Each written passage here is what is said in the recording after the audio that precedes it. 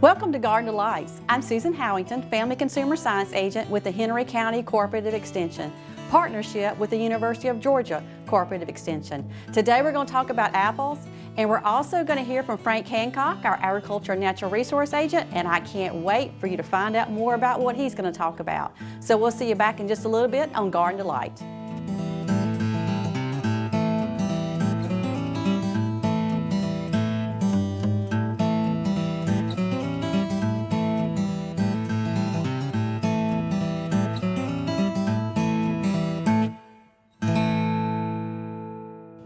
Welcome back to Garden Delights. We're talking about apples today, and you know I always say buy in season and apples are in season. And you know there's so many good varieties out there, you'll just have to choose what you like the best. Now for this recipe that we're going to talk about later, you can choose different types, but this is a Honeycrisp, and I love Honeycrisp apples because they're firm, and also I like the size of them. So this is about a medium-sized apple. So about a medium-sized apple is going to be about 80 calories is what you're looking at. But all the good things about it, it is saturated fat-free, it is cholesterol-free, sodium-free, and not only that, but if you eat the skin, you're going to have a lot of good fiber in your diet. So consider when you eat your apple, eat the skin too, but you need to wash it first. So you know, if you're buying in the grocery store, you know a lot of hands have been on it, so make sure you wash it before you do anything else besides eating it. And you know they always say an apple a day is great health for us, so keep that in mind too. Now as far as selection, when you're looking at your apples, you want to look for firm apples, and if they're in a bag, we really need to look at them in the bag because sometimes they'll get bruised and you won't see it until you get home and it's too late. So look at the bottom, the sides, you're looking for firm, shiny skin just like this, a nice green stem, you know it's fresh. And then as far as storage goes, you can keep it out for a little bit in a cool, dark place in your kitchen, or you can put them in the refrigerator. Now if you're going to put them in the refrigerator, put them in the dehumidifier part of it because you want to keep them where they're going to stay longer in the refrigerator. Or if you're going to put them in a bag, make sure you have some holes punched in it because you do want a little bit of air circulating in around the apples. So they also freeze very, very well. So if you're going to an orchard and picking your own apples, which that's something I would love to do, you'll want to freeze them because if you can't eat the apples unless you're going to share them with a friend, which is a wonderful idea too, just make sure that you can freeze them so you can prolong them and have them later in the wintertime and just realize how fresh your apples are. So let's go check out Frank. I can't wait to see what he's up to. We'll see you back in just a little bit on Garden Delight.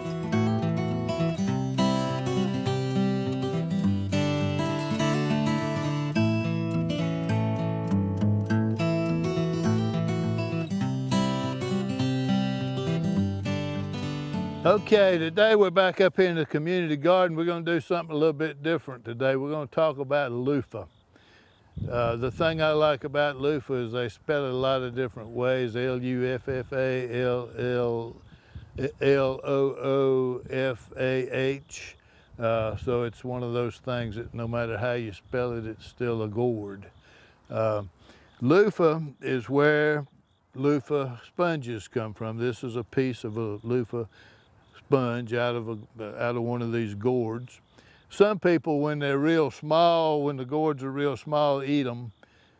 Gourds are not on my diet, so I haven't tried to eat any loofah, but the sponges are of value. People use them in their showers. They use them to scrub pots and pans with. You can cut a little piece of it off and put it in the bottom of your flower pot and it'll retain a little bit of water for you. So it is, you know, a lot of people think they come out of the ocean. You can buy them at the store, but they actually come out of these gourds behind me here. And these gourds grow pretty fast. Donna Schoenrock is the one who planted these in the garden here. She's over here observing them now, and she said I was on my own telling you about them, so we'll see what happens because I know very little about them. But anyway, there's a few things. If you're going to grow them, you need to know they are ferocious climbers. I mean, they're going to go everywhere. These that are behind me right here actually came from this plant up here on the end. They just worked their way down. She planted 3 or 4 seeds up here, and this is what we got. And so they've done well. You don't want them to be on the ground. If they're on the ground, you're going to get rotten places in them, and your sponge is not going to be any good. So you want them hanging. You want them hanging freely, so nothing is interfering with their growth.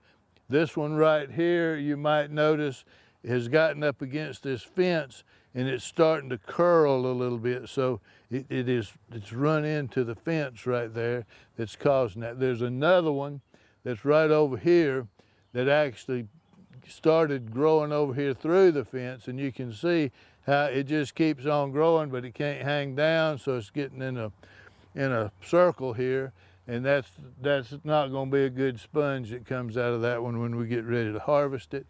I got another one over here on the back side that somehow just got laying up on top, and if you look at it, it's got some marks in it where it's laying on the fence, and those marks are going to show up on the sponge, so we'll get less than a perfect sponge out of that one because of those marks. So just a few things about growing them. We haven't really done anything but plant seed here. They took off over these tomato cages. They were intended to grow over that tomato cage down there, but they've taken over 3 or 4 of them here. So I'm gonna talk a little bit about how we're gonna get the sponge out of this. So I've got one here that has dried, and I have soaked it this morning a little bit, and you know, the seed come out. Now the disadvantage of soaking it is it gets the seed wet. It's a little bit harder to get the seed out of it, but the advantage is when they soak, the skin will peel off of them much easier, and you can get a near perfect sponge out of it because the skin is wet. So then, in order to get all the seed out, obviously I'm gonna have to let it dry, but you can peel it just about like a banana, and wind up with your sponge all in one piece here. And so that is a pretty good looking piece of loofah sponge right there.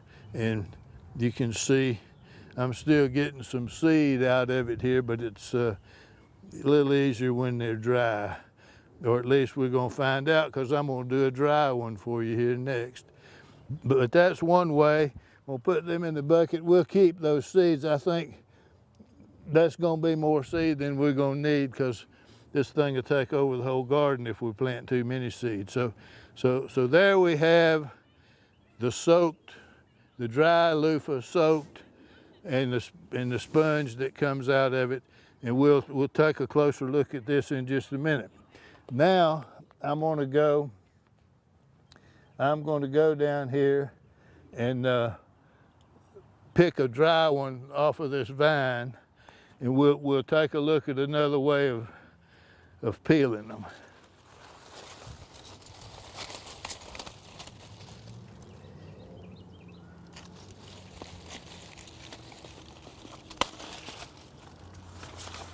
Now this one, you see, you can feel or hear the seed rattling in it, so you know it's dry.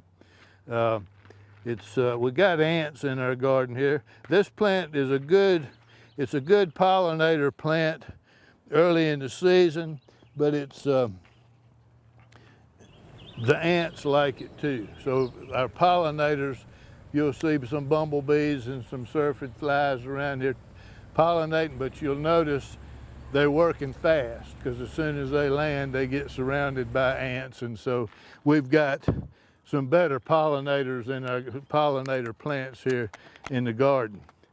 So on this one, we've got the dried skin, and you can see it's a little harder to peel off. I'm gonna try to just peel it off and not cut it, but we'll see where we go.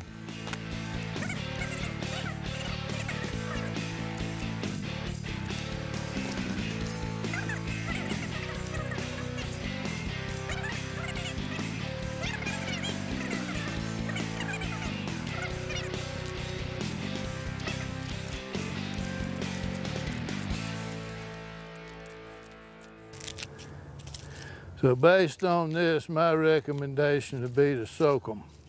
And you can see this one's a little more ragged on the edges here because of what I've had to do to peel this skin off. So if we're taking a vote, I'd soak them to get to the sponge. So you can see the difference in the two. Now some of them are different anyway. This one's a little more grainy than the one we started with here. But either one of them gonna make a good sponge for taking a bath with. So then we can take it, you know, I got a little bit of yellow on this end right here on this one. So we'll just take that off, cut some of these little stragglers. Depending on what you want to make, you can make a mitt with it that will allow you to just put your whole hand in it. You can make little discs out of it that will let you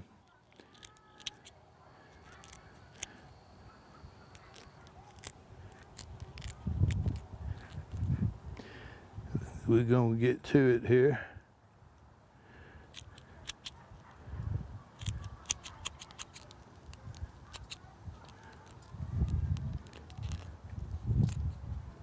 Make soap. Right, you can make soap and put it in it.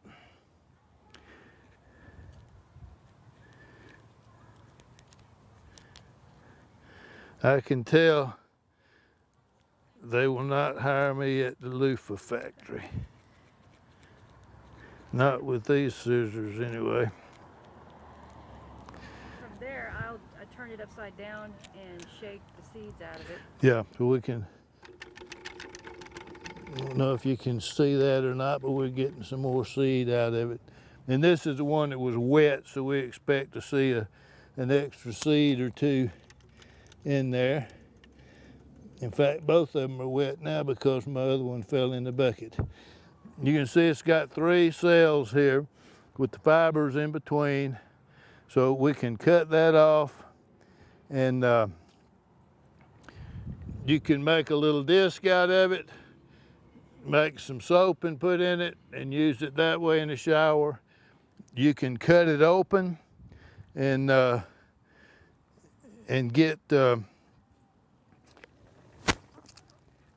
get into the core of it.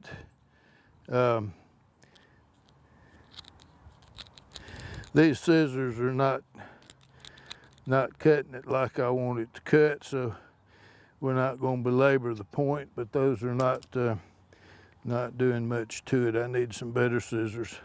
But that's why we're doing this, because we need to learn about this. I don't know much about it. So after that, to whiten them up, I would take and soak them in a solution of water and a little bit of bleach. Right. If you want it to be white, you can make you up like a 10% Clorox solution and dip them in it. That will bleach them white. Some people like them white. Some people like them their natural color, which is kind of an off-white like you see here. But the uses of it are numerous. You can put soap in it. You can get you some little discs and put it in the bottom of your plants. You can open the whole thing up and open it up like a mitt. It's pretty fibrous. We get down here to more seeds we can get out of it. And but once it opens up, you can cut these ribs that are in between the thing here, and it'll open up pretty flat. In fact, I think I got a piece of one over here that was drier than this that is opened up. If I can get Donna to hand me that one laying over there by the fence, we'll look at that, since my cutting utensils are not what they ought to be this morning. So here's how that would open up, where you can make it into a glove. You know, if you did this whole piece, you'd have a big glove that you could use to to take a shower with, or scrub pots and pans, whatever. You never know when we may have a shortage of Brillo pads, and this is a natural way to do that. So that's about all I want to tell you about loofah. It doesn't come from the ocean, it comes from the garden, and it grows really fast. If you're going to plant some, you need to make sure you got room for it, and then we will see you next time. We're going to go see what Susan's fixing in the kitchen.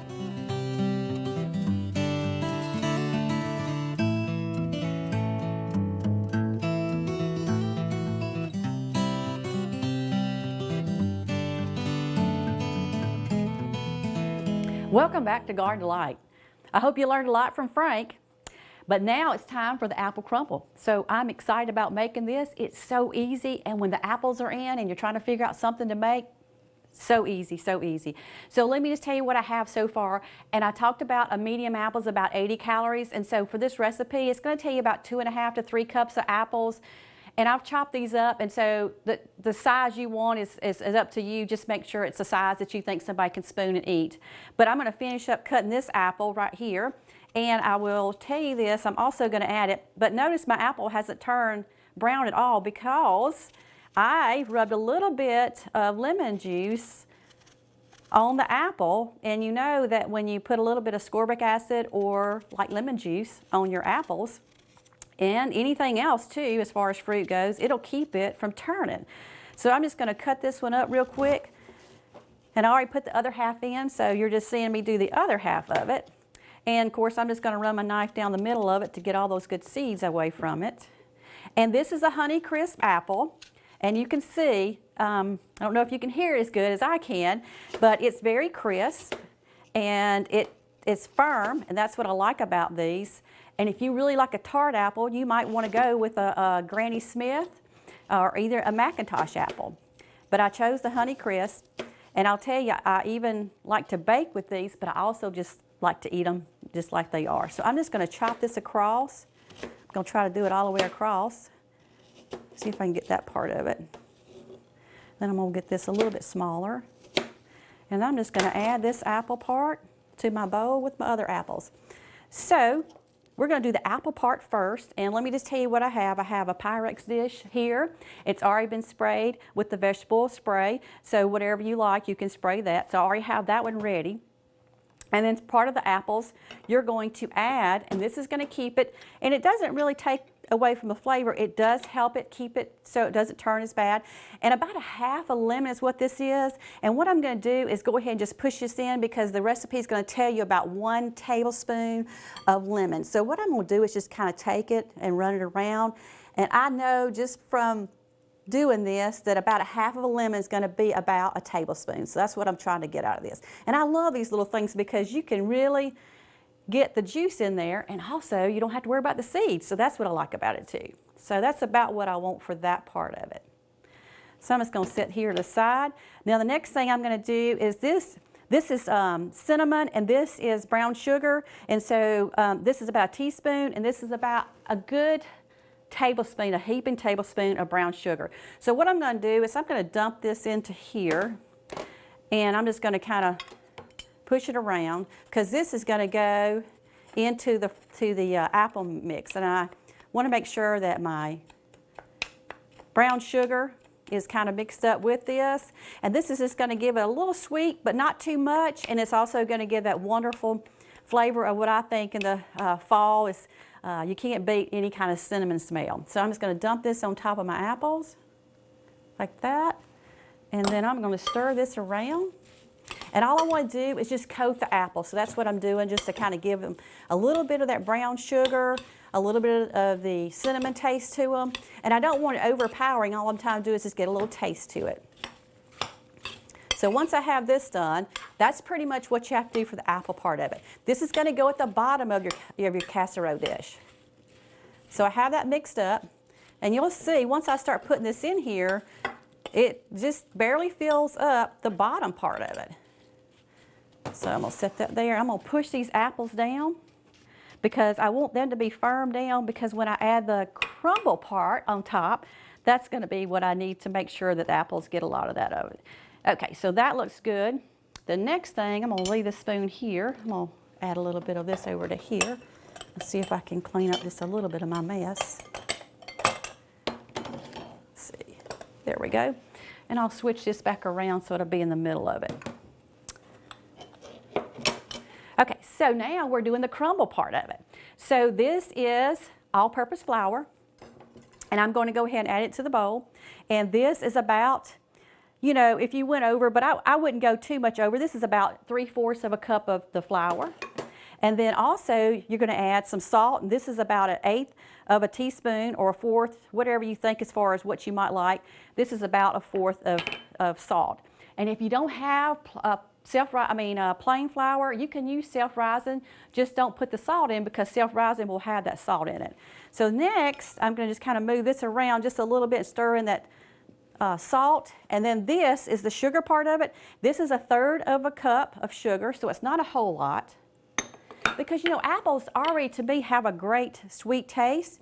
Just depends on what you're going to be doing. And I mean, people can eat Granny Smiths. I know I say bake with them, but they're just tart, but they're still good apple to eat, just in general as far as an apple goes. Okay, so I have that mixed up. And the last part, and this is about 1/3 of a cup of margarine. And I tried to find the lowest of calorie of the margarines, and it's going to tell you to have it about room temperature. So I have it at room temperature.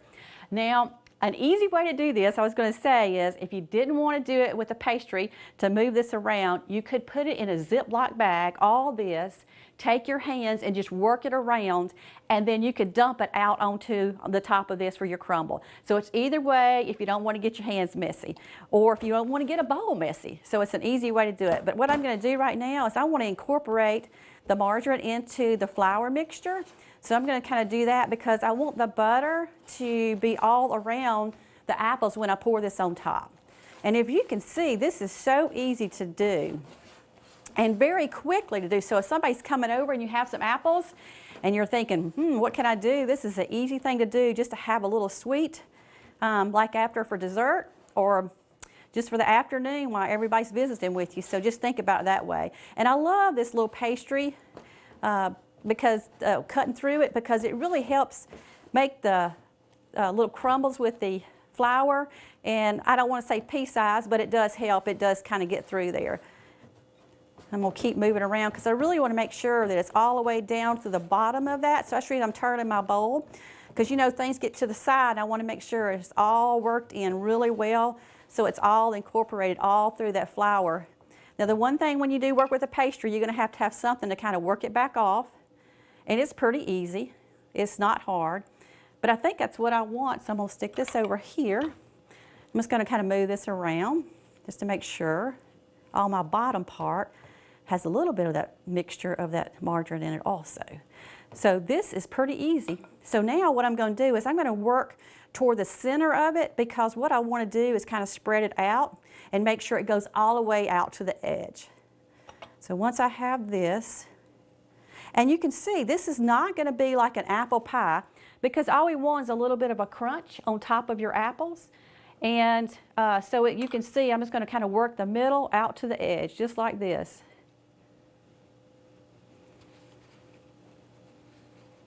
And once you feel like you've got it all the way around, because I really want to make sure it goes all the way to the edges, because then it cooks even too as far as the crumble part of it too. So that looks really good, and that is so easy. So what you're going to do is you'll have your oven at 350, and you're going to cook this 30 to 45 minutes, depending on your oven. So I'm going to give you that amount of time.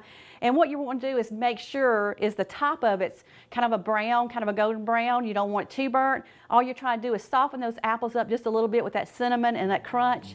It is going to be awesome. So I'm going to put this in the oven. Frank and I will see you back in just a little bit, tasting this wonderful apple crumble.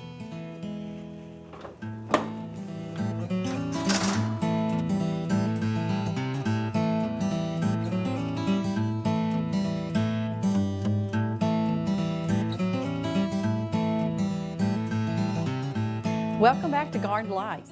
Frank, this is going to be really, really good. It's I know apple one crumble. thing, it smells good. Doesn't it though? But I will tell you now, I just got it out of the oven and it's going to be warm. So please don't burn your mouth. I will try not to do that. This smells so good. Anything, apple, cinnamon, cooking in the fall, it's always a good thing. That's good. It is a little warm though, but it's good. This one will be one of those award winners. Well, thank you, Frank. Gold star. It does award taste winner. really good. What I like about it is it's not too sweet, but it gives a great taste to those apples. Just right.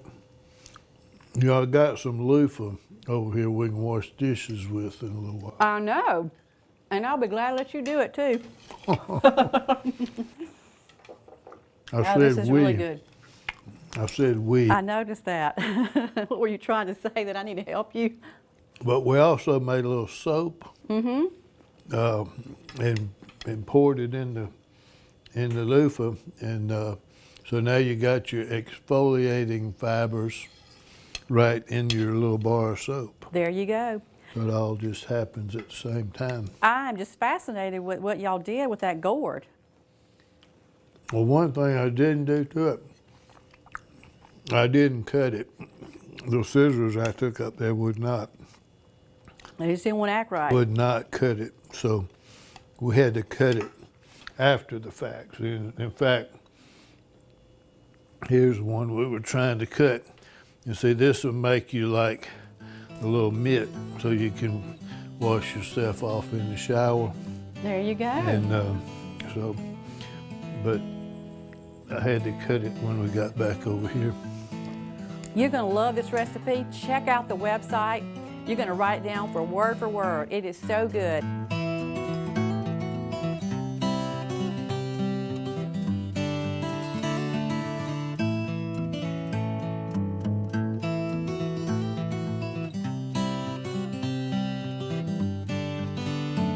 And Frank and I will see you next time on Garden Delights. Highly recommended.